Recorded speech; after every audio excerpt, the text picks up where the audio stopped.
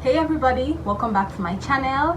As always, my name is Chioma and I make videos on celebrity hot topics, true crimes, trending stories, and anything I feel like is going to interest you, educate you. So if you like these type of stories, please don't go anywhere, don't click out, relax and enjoy this video with me.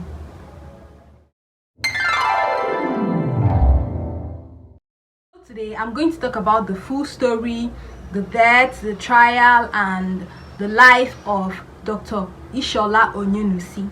Okay, just in case you don't know who he is, or maybe this is the first time you're hearing about him, he used to be a very hardened criminal because he's late right now. He robbed the Lagos and its environs immediately after the Nigerian Civil War. Immediately after the Nigerian Civil War ended, things were not really in order. People were still trying to get back on their feet. So I felt like he used that opportunity to terrorize a lot of Nigerians. He robbed banks, he robbed corporate organizations, he snatched cars from people, he robbed big shops. In fact, he did not even care whose ox was God. That's not his business. As long as he gets what he wants. If you like lose your life, or if you like I don't know, lose your loved one, he does not care. That was how dangerous, that was how wicked he was, because he wanted the good things of life, and the only way he could get it was through robbing people, because according to him, he got no tertiary institution education. I even think he didn't get any secondary school education.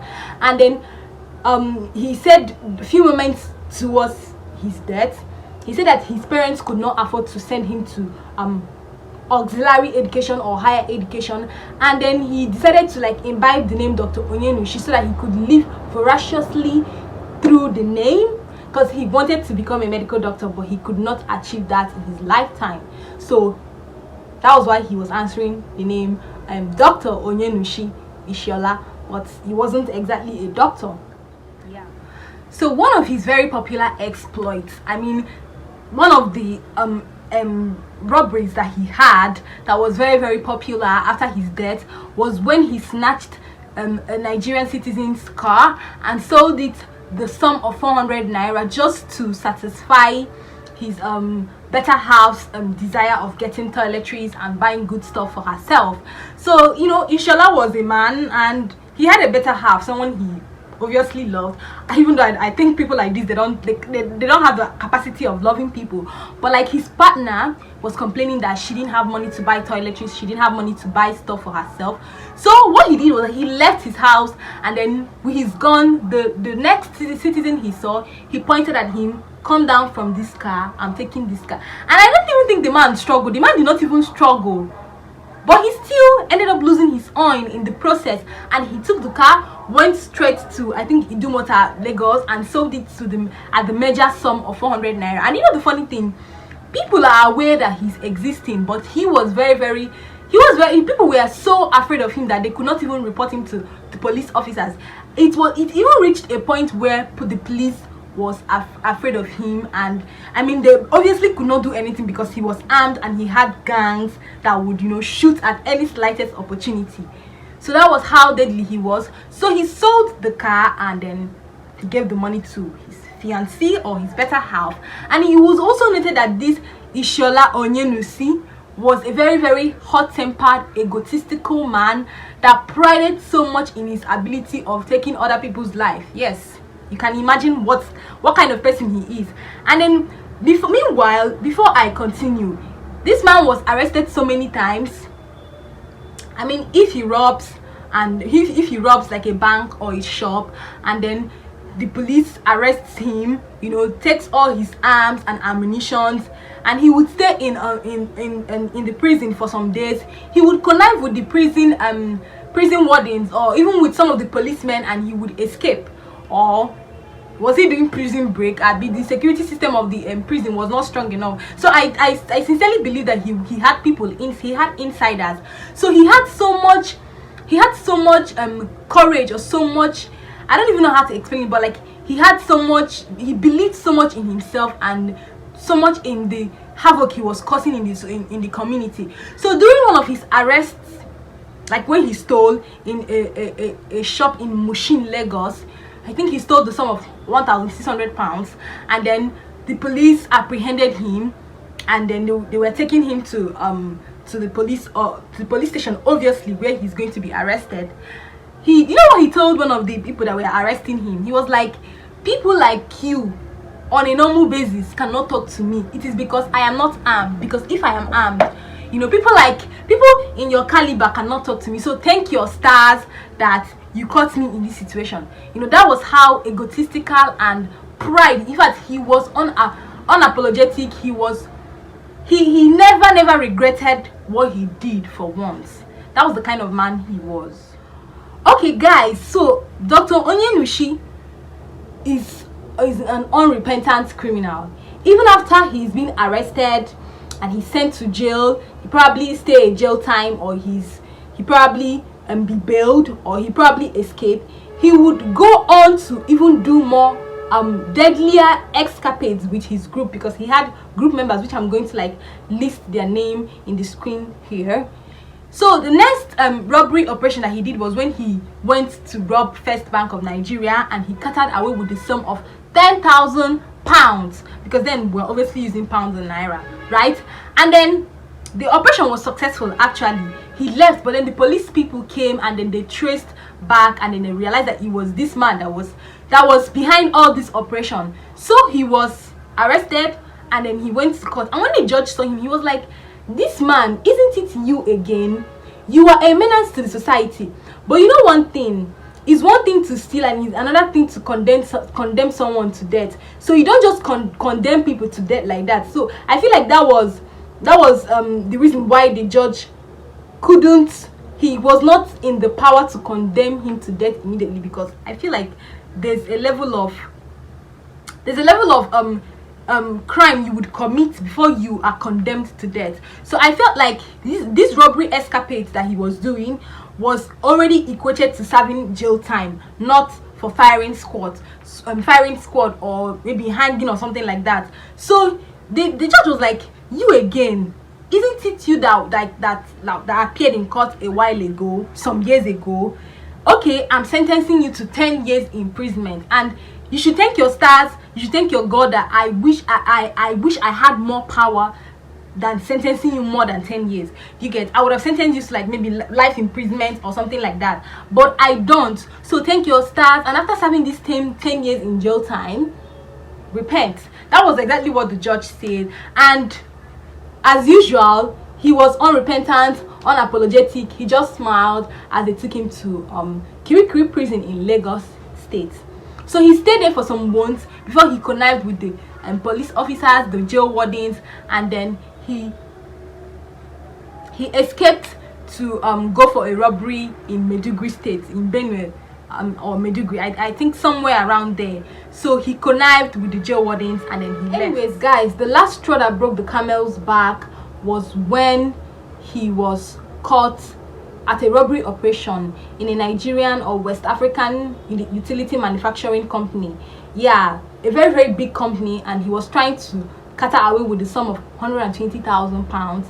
And then I think this time around the police was one step ahead of him, so they already ambushed him without him knowing, and boom, they caught him red-handed, and then he was handcuffed, and he was he went to jail time. I think this was happening in 27th May 1971. Yes, exactly. So he was handcuffed, and then the police officers were like, this time around we'll cut you, and then you are not going anywhere anymore.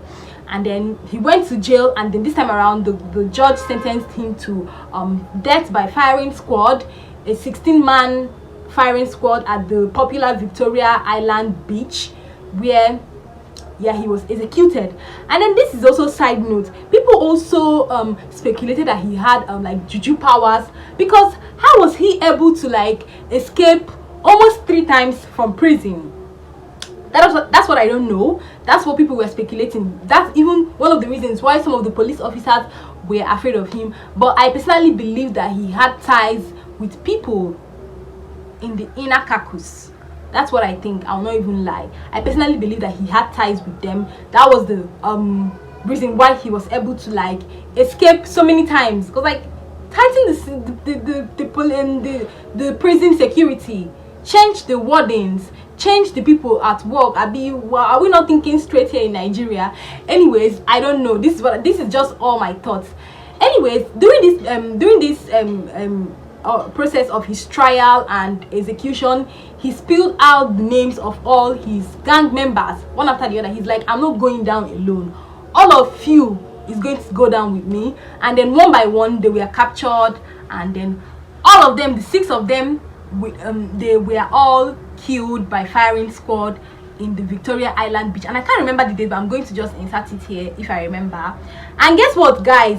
One spectacular something happened during his trial process. As they were leading him to this place that he's going to be executed, obviously people were cheering. Over 30,000 people. That was how bad and that was how menace he caused to the society. Over 30,000 Nigerians were cheering, booing him. They were like, yes, finally we can have peace in Lagos State and its environs. Yes, finally this man has gotten the justice that he deserved. Yes, finally Nigerians can now rest. And guess what? He was not even crying. He was non-apologetic. He was smiling widely. He was grinning widely, like, yeah, this is my time. Yes, it is over for me. You get? So he actually did admit that he did all these crimes that he has been accused so many times of. And then he also did admit that he wasn't apologetic about what he did. And then he also did admit that one of the reasons why he did this was a few moments before they shot him, because obviously during firing squad they will tell you to say your last words, right? Do you want to meet anybody? Do you want to say anything? Do you have any words for people outside? Because I think he's also being broadcasted, yeah, at the same time. So he was like, I don't feel apologetic about this. Secondly, my parents were the cause because they didn't send me to tertiary institution, which is a blatant no, if you ask me. And then thirdly, he admitted to all these crimes that he committed earlier before he was now pumped 6 bullets at a time. Boom, boom, boom, boom, boom. 6 times. And then he lost his own together with his male counterpart. And immediately after that, the whole place just calmed, like the whole Lagos State just calmed down. It was like a fresh of breath air was everywhere, because like the popular, deadly, hardened, notorious criminal Dr. ISHOLA Onyenusi was gone and over finally. But it didn't stop there. Actually, it did not stop there, because later on, a Nigerian movie director named Eddie Uboma called for like entertainers. I think this was happening in 1977, few years after he died. He called for entertainers because like he wanted to like produce a movie titled the life, rise and fall of Dr. ISHOLA Onyenusi. And guess what? Nobody agreed to play the role of the man. That was how deadly he was. And people were also assuming that maybe there are some of his gang members that are just lying by the side, you know, try and act the script of this man and then we'll get to you. So nobody agreed to act the role, but I think someone eventually did, and I've forgotten the person's name. I'm going to insert it here if I find. And then yeah, that's it. That's a wrap for today. Please, if you have anything, you know, any extra information you can add to this, please add it in the comment section down below. If there is anything I said that I didn't say correctly, please kindly correct me in the comment section down below. And guys, please kindly like this video to me. Kindly like this video for me, please. It really helps me. It really helps YouTube to push out my videos. It helps YouTube to know that you guys like what I put out here. I would really appreciate it. And if you like this type of videos, I'll always come on with this type of true crime videos, and I'll appreciate it if you comment. And I'll see you next time. Bye.